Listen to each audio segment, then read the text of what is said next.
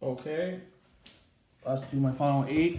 This is about 30 games in about 5 episodes. Alright, Time Splitters. I give the game 7 out of 10. It does have some really hard, annoying puzzles.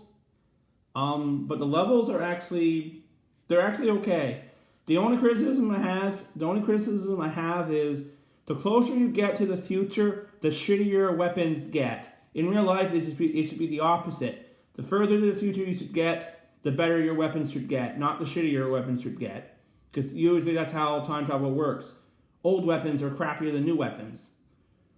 So that's the only criticism I have in this. I find the weapons in the future, when you get towards the end of the game, kind of suck. But other than that, it's a good game. All right, Gun.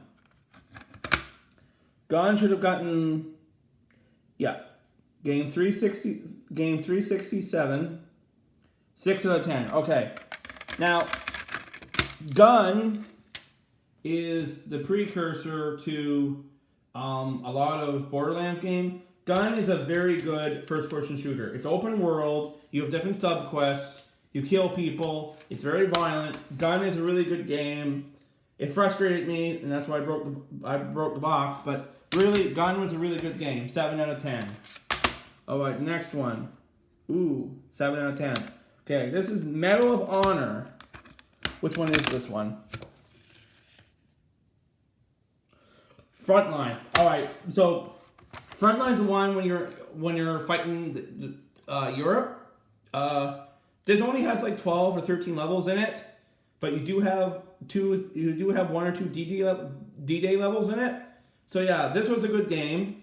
I killed a Nazi guy once. I killed him once, but the other time I fought the Nazi guy, I couldn't kill him once. The last mission is a time mission, which makes it really difficult. It makes it really annoying, but it was pretty much a really good game. Todd McFarlane's game. I like Spawn, but this is a horrible game. You're pretty much running around killing vampires and werewolves, but the game sucks, the levels suck, the development suck, the characters suck. Todd McFarlane does not make good games. This is a crap game. 2 out of 10. Okay. Oh, Mace Griffins. Okay.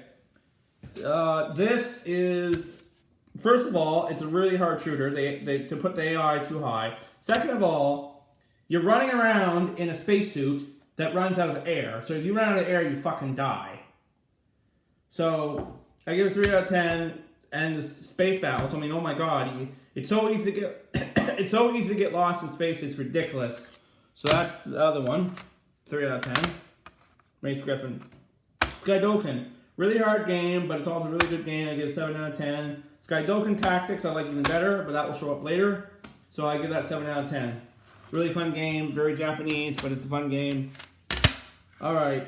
Run Like Hell. Run Like Hell it's scary, but it's really crappy. I give it 4 out of 10. This is a survival horror game. I hate survival horror games. They're not fun. You're running out of ammo. You have to kill bosses with booby traps. You have to run around like hell. You have to worry about ammo. There's lots of guys ambushing you. It's not a very fun game unless you like really hard games, and then you'll like this game. So, a lot of puzzles in this game.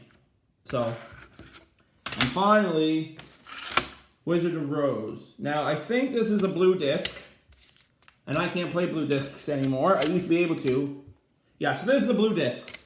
So I can't play this game anymore because my PS2, when it gets too old, can't play blue discs anymore. This was really fun. It's a first-person RPG where you run around. It has extremely good story. Extremely good plot, and the puzzles, the good thing about the puzzles is by the time you figure out the puzzles, you've already gone up like 15 levels. So the puzzles in this are really hard, but because they're hard, they let you level up. So if you play a puzzle that levels you up, it makes the game easier later on once you get to another spot. That's great. Another good thing about this game is when you get to a certain distance, you have warp points. So if you get to a certain warp point, you can go from your hometown back to your warp point. I mean, you can't go through the whole game from beginning to end, starting from your town, but really warp points make it a lot quicker. So I give this a 5.3, although I give it a replay value of 7 out of 10. I'm only doing my initial replay value. So like I say, there's a gameplay value and a replay value. The gameplay value is 5 out of 3. The replay value is 7 out of 10. Although I won't be able to replay this ever again because it's a blue disc. But it was a lot of fun and I really enjoyed it.